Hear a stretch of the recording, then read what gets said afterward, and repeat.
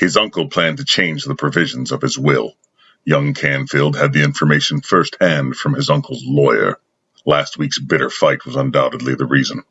At all costs, he must keep that last will and testament from being altered, Canfield thought to himself. For years he had looked forward to inheriting one half of his uncle's vast estate, and now this last-minute change of mind, occasioned by their furious disagreement, could threaten to cut off young Canfield without a dollar.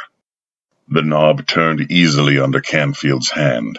The door opened noiselessly, and he stepped into his uncle's second-floor library. The old man looked up in bewilderment, his hawk eyes glittering suspiciously. "What do you—" Before he could complete the question, his nephew had lunged across the room and scooped up the massive iron paperweight which dominated one side of his desk. Without pausing for an instant, young Canfield hurled it directly at his uncle's head. There was a sickening crunch. Then the old man, his head a bleeding pulp, lurched to his feet. His lips worked spasmodically, but not a sound issued forth.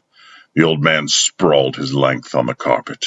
Trying to avoid the blood which spurted from the old man's fatal wound, Canfield lugged the corpse out of the library. His hands around the old man's ankles, he was dragging his victim up the wooden attic steps when he heard a curious fluttering sound. Startled, young Canfield whirled and saw a sheet of paper settling to the floor at the base of the attic steps. Something the old man must have been writing at the moment I interrupted him, Canfield thought to himself. I'll get it and burn it after I've stowed the body in the attic. It was 10 minutes later that young Canfield, satisfied with the hiding place he had found for the body, started to descend from the attic.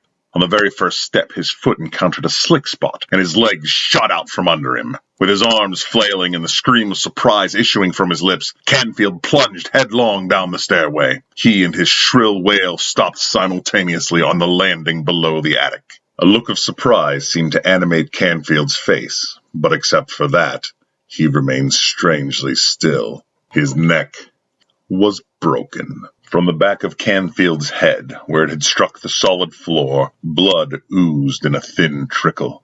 It merged with a rapidly darkening trail which made a distinct path from the inside of the old man's library to the attic above. It was his uncle's blood, warm and still fluid, on which young Canfield had skidded.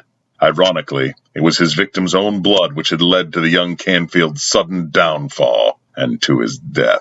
Inches from his stiffening fingers lay the sheet of paper which Canfield's uncle had clutched even after life had left his body.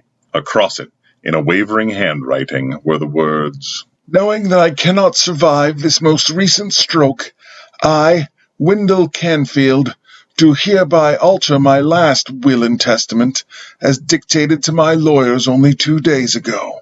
To my impetuous nephew, Meredith Canfield, I therefore leave my entire estate."